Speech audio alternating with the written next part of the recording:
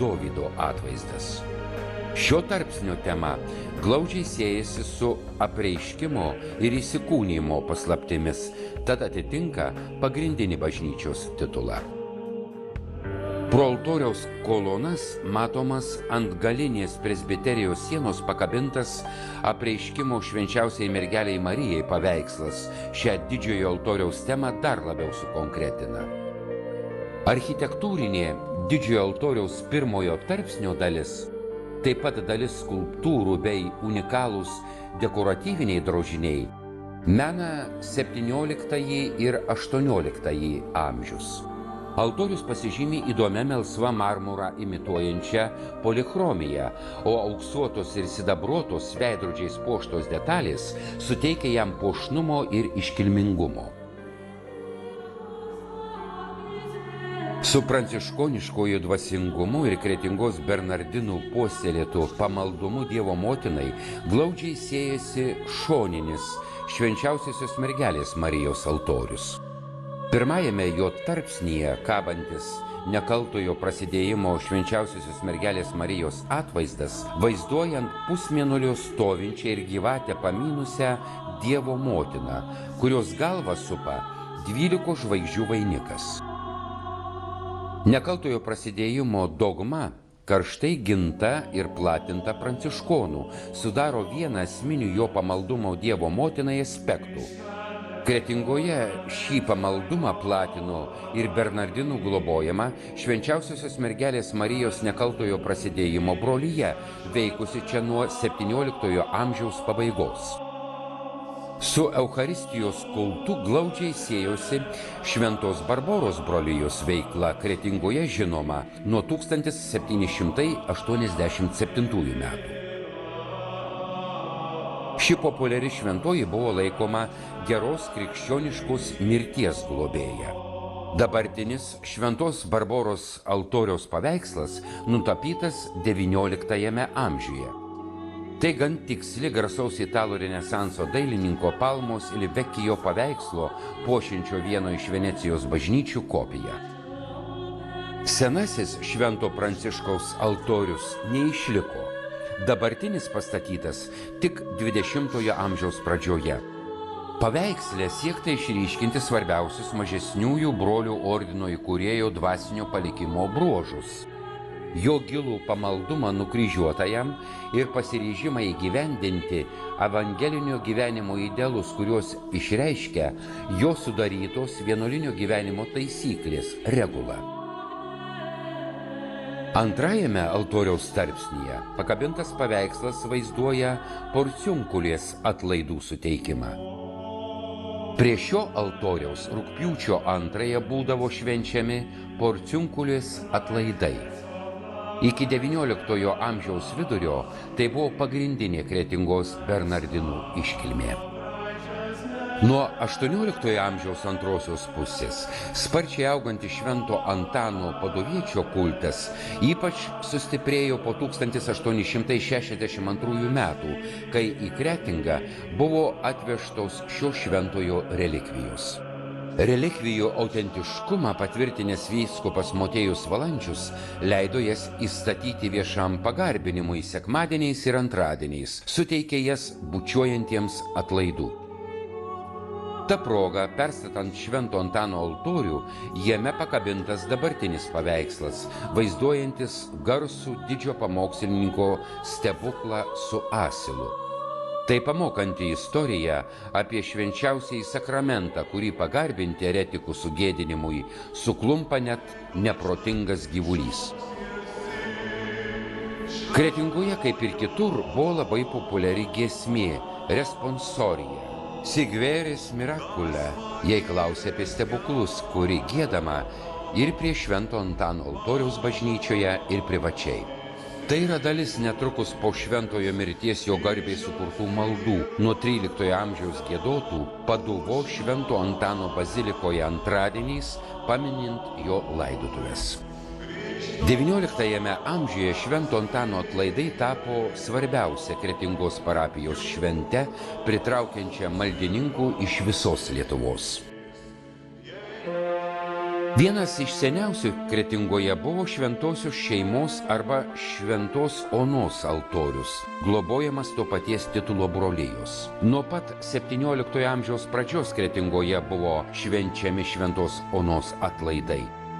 Altorius buvo nekartą perstatytas, bet dabar jame esantis šventosios šeimos paveikslas, padengtas sidabro aptaisais, greičiausiai sukurtas dar 17 amžiuje.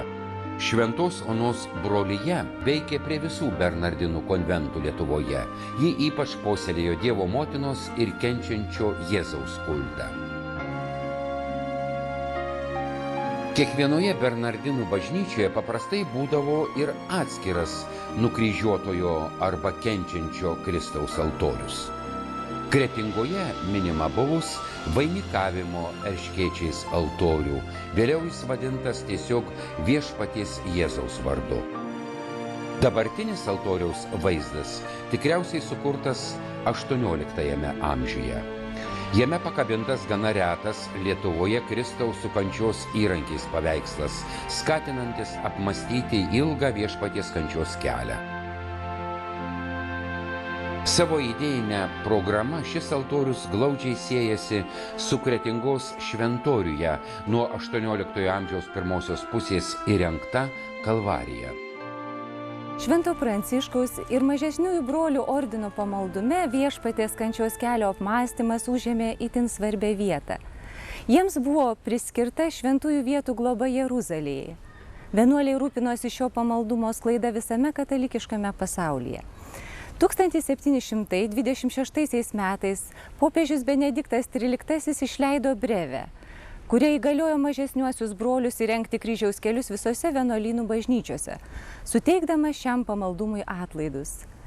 Apie Kretingos Bernardinų bažnyčios šventoriaus kryžiaus kelią rašoma visuose XIX amžiaus dokumentuose. 1805 metų vizitacijoje paminėta, kad šventoriuje yra mažasis kryžiaus kelias, kurį sudaro 13 koplyčių kryžiaus kelio apvaikščiojimui. XIX amžiaus pabaigoje koplyčių aprašyme atpažįstamas šiandieninis šventoriaus vaizdas. Bažnyčios tvoroje 14 mažų stacijų koplyčių ir viena didelė, visos mūrinės. Iš XIX amžiaus paveikslų išliko 2 stotis, saugomos vienuolyne. Dabar koplytėlėse pakabinti profesionalaus dailininko Klimanskio 1919 metais nutapyti stočių paveikslai, o šventoriaus viduryje esanti didesnė mūrinė koplyčia naudojama kitoms bažnyčios reikmėms. Nuolat mąstydami apie išganytojo kančią, Bernardinai ir patys savo gyvenime siekia eiti Kristaus pėdomis. Jų celėse klauzūros uždaroje nuo pasauliečiams zonoje tvyrojo maldos, susikaupimo, atsižadėjimo ir atgailos dvasia.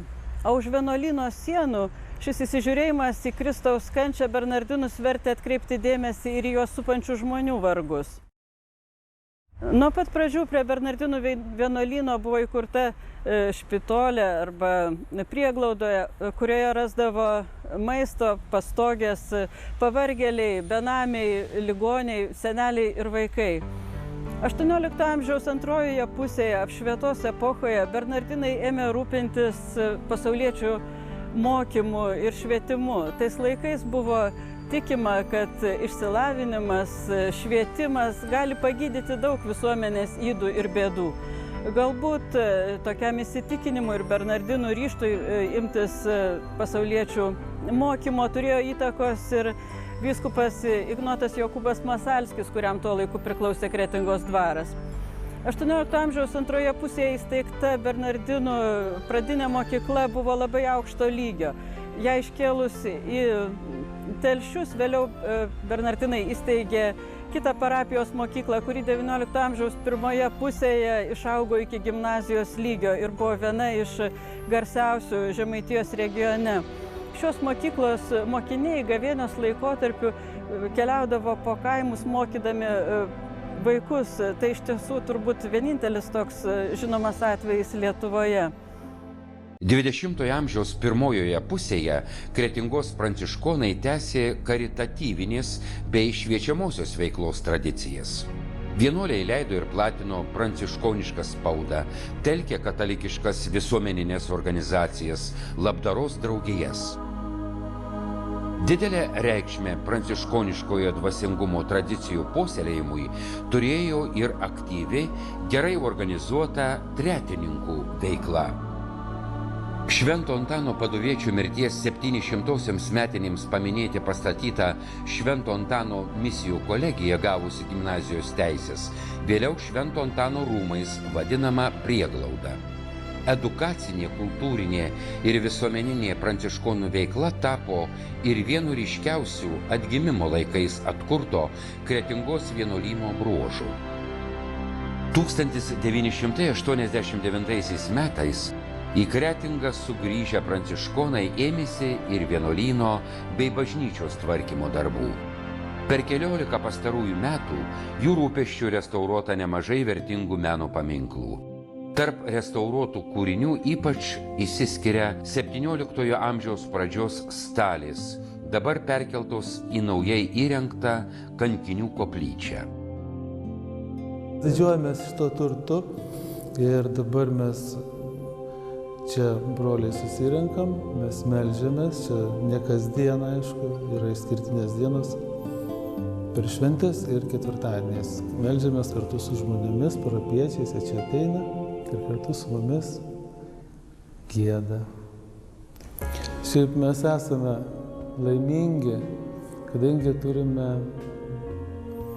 daug gerų draugų. O tų gerų draugų turime dėka brolių, kurie čia gyvena. Tarkim, sugrįžo iš Amerikos viena šeima ir sako, mes jums, broliai, norime padaryti gerą darbą. Ir sakom, jeigu norit padaryti gerą darbą, gali daryti. Mes sakom, prašom, sutvarkykite mūsų rūsį. Chodkevičių kapavietę arba kriptą. Sako, gerai.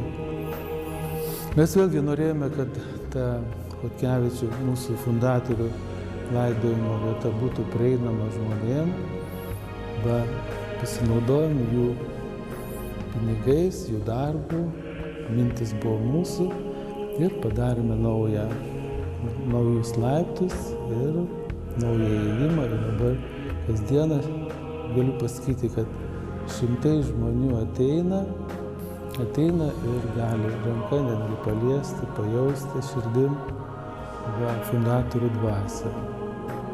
O kita kripta, tai buvo iš viso tokia keistoka.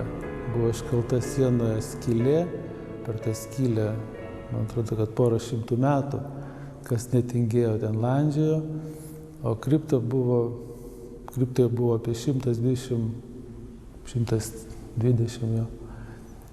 skeletų žmonių kaulų. Tai mes mūsų karta galim pasigirti. Išvalėme ir pagarbiai visus palaidojame. O skulptorius Rimantas Sakalauskas padarė labai gražų, įspūdingą altorių. Ir kai vyksta vėl kokios šventės, tokios išventinimai, arba, išventinimai į mūsų ordiną arba į pasauliečių pranciškonų ordiną, visada tos apeigos vyksta pačioje.